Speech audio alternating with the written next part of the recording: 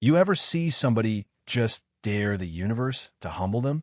That's what happened the day Karen Jameson, our illustrious HOA president, sauntered out of her white SUV, slipped into a handicapped spot at Walmart like she was stepping onto a red carpet, and strutted inside, not a care in the world. Her excuse? I'll only be a minute. Well, life had a little lesson waiting for her in the form of tow truck, but you gotta hear how it all went down. Before I really get rolling, drop a comment. Were you listening from today? This one's for anyone who's ever had to tangle with a bully in broad daylight. Let me set the scene. It's July in Trenton County, the kind of thick, humid air that clings to your skin and saps the patience right out of you. I'm Frank Castle. Yeah, that's really my name, and I'm just trying to get through a grocery run for a backyard barbecue. Charcoal, steaks, and that potato salad from the deli my wife Linda loves. My old pickup groans as I circle the lot, my knee barking from shrapnel that's been riding with me since '03. Every space is a mile from the door, and then, as if by magic, I spot it. The blue spot. Handicap parking right up front, hopeful and bright. But just as I'm angling in, here comes Karen, queen of the Trenton Hills HOA, pulling her land yacht right into that spot like she's Moses parting the sea. Everybody in the neighborhood knows her ride. She's the type who treats the HOA rulebook like it's her personal scripture, wielding fines like thunderbolts from above. She once tried to ticket old Mrs. Gable for a garden gnome in violation of aesthetic harmony. Yeah, that kind of person. So, when I see her hop out, no limp, no cane, tennis whites, so blinding they might as well be armor, I get that gut twist. You know the one. She looks around like she owns the place, grabs her purse, and marches inside, not so much as a blue placard dangling from her mirror. And here I am, stuck halfway across the lot, just wishing for a little decency in the world. Part of me says, Frank, let it go. Go home to your wife and a cold beer. But the other part, the one that spent 20 years following rules that mattered, that remembers what those blue stripes are for, that part can't let it slide. That blue paint's not a suggestion. It's a promise. To my buddies who left pieces of themselves overseas. To my old man who spent his last years counting the steps from car to curb. And I hear Linda in my head, you got a problem with bullies. She's not wrong. So I do what you'd expect. I kill the engine, snap a picture, clear as day, no permit in sight, and call the non-emergency police line. I'm polite, just a regular guy reporting what I see. Dispatcher says they'll send someone when they can. So I settle in, window down, feeling the sun beat down and the tension stew. 15 minutes later, here comes Officer Daniels. Young, squared away, like he's still got faith in humanity. He does a slow circle around Karen's SUV, checks every mirror, every window, then pulls out his ticket book. By now, a little crowd's formed, folks filming, some whispering, a few with that it's about time look in their eyes. Daniels is calm, professional. He writes the ticket, tucks it under the wiper, radios for a tow. Cue Karen, rolling out of Walmart with enough bottled water and kale to stock a fallout shelter. She sees the ticket and goes nuclear, waving it in Daniels' face. I'm the president of the HOA, she shrieks. I have important things to do. Daniels doesn't even blink. Ma'am, you're parked illegally. State law. No permit, ticket, and tow. She blusters. I was only going to be a minute. Do you know who I am? I know you're the owner of a vehicle about to be towed.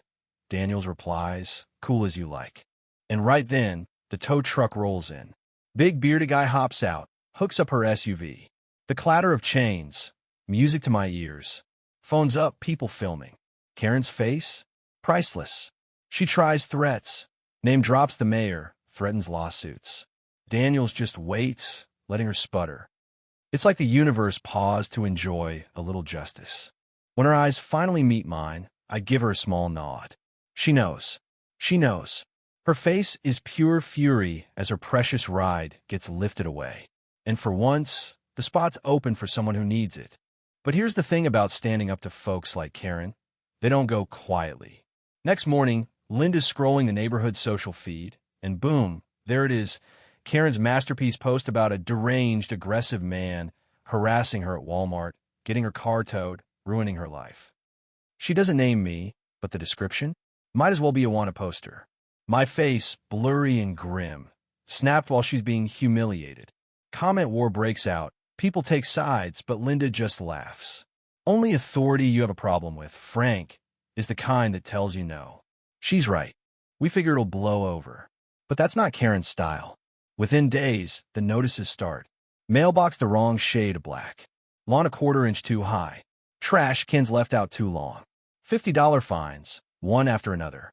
Petty, vindictive, designed to grind us down. But Linda? She keeps it light. Rose bush exhibiting aggressive growth patterns. She quips, waving the latest violation. My cousin Andrew, a lawyer, tells me, document everything. Bullies overplay their hand. Just wait. And, sure enough, Karen makes a real mistake. Late one night, after midnight, another notice taped to the door, this one thick, official, and threatening a lien on our house for $2,000 in fines. Pure intimidation, no due process. That's the line. My home, the one I bought with 20 years of sweat, on the chopping block because of some HOA vendetta. Before I can call Andrew for help, Officer Daniels shows up at my door. He's not just here about Karen. Turns out he's on a county task force tracking a ring of fake Handicapped placards. And he's got reason to believe Karen and the HOA are right in the middle of it. He asks for my help.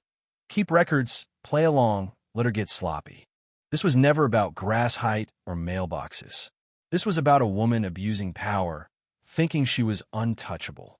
Daniel shows me evidence, printer logs, fake templates traced back to our neighborhood. The operation's bigger than I thought. And for a moment, I want to walk away, but then I remember those blue lines, my buddies, my dad. What do you need me to do? I say.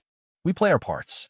I act cowed, repaint the mailbox, mow the lawn till it's golf course perfect. But meanwhile, I upgrade our cameras, stash every violation notice, build a case. Karen escalates, dead birds on the porch, grease on the car door, then one morning my truck's tire slashed. The camera catches it, a shadow in an HOA jacket. Daniel says that's enough. We're ready. The sting is simple. Annual HOA donor night. Fancy event at the clubhouse. Daniel sends a Detective Miller, undercover as a rich widow looking for a handicapped spot for her mom. Karen takes the bait, a $5,000 donation for a fake placard. They got it all on tape. While that's happening, Daniels cues me. I hit play on the projector, and the room fills with video. My security cam, the slashed tire, the HOA badge. Then, the bank records, $5,000 withdrawals, Karen's signature. Pandemonium. Karen comes back in, sees it all unraveling.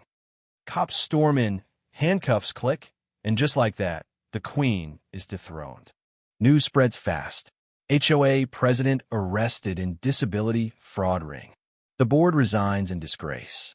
Karen's customers get hit with fines, cars towed, permits confiscated. For weeks, it's tow truck city in Trenton Hills. But something better happens. Neighbors start talking. The fear Karen built is gone, replaced by a sense that we're in this together. We hold a meeting. This time, the whole community's invited. We vote to dissolve the HOA. It's gone.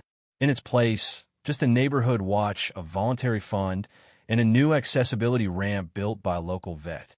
Fresh blue paint on every handicap spot. Real access for the people who need it. Training from a disability group. 2. Folks finally learning what those blue lines mean. Karen goes to trial. The evidence is overwhelming. Marked bills, fake placards, security footage. Her lawyer tries to paint me as some angry crank, but I stick to the facts. The jury's out less than an hour, guilty on all counts. 5 years probation, 2,000 hours of community service, fines, restitution, the works. Her name's Mud. A few months later, Linda and I sit at the coffee shop, watching people use those new ramps and blue spots. Kids laughing, a wheelchair rolling smooth off a new curb cut, an old man walking easy to his car. I realize I finally have that peace I was fighting for. Not because I backed down, but because I stood up. Justice and peace, sometimes you gotta fight for both. So, let me ask you, when you see a line crossed, do you let it go, or do you take a stand?